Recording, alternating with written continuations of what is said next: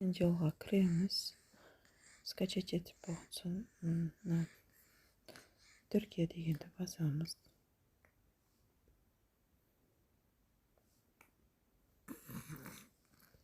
Түркия басамыз.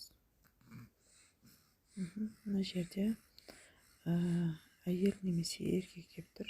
Әйел болса әйел, еркек болса еркек дегенді таңдаймыз. Мен әйелді таңдаймын.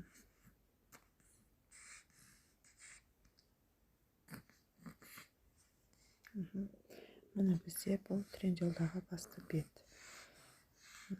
Енді біз мына жерде астыңғы жақтағы хесабын осы жерге кіреміз. Егер де сіздерде осындай қызыл қол шығып тұрса, ол болмайды. Бізде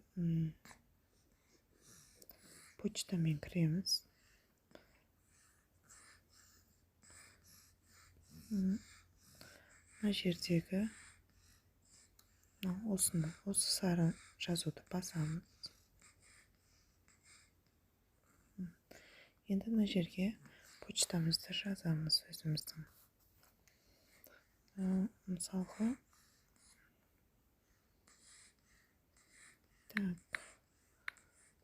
Айнұр болса,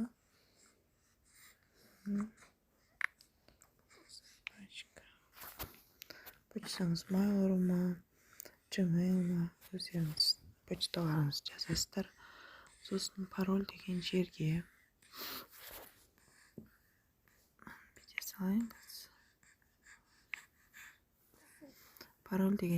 мысалға менің почтаң өз атыңызды жазасыз. Міндетті түрде парольға.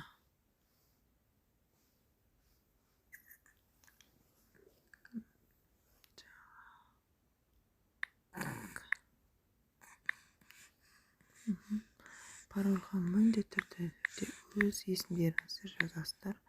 Сосын тағы да міндетті түрде нижний пробел. Қарай өздеріңіз мысалға жылыңызды жазсаңыз болады. Былай деген сияқты. Осындай жасыл сызық шығу керек. Жасыл сызық шығу керек астында.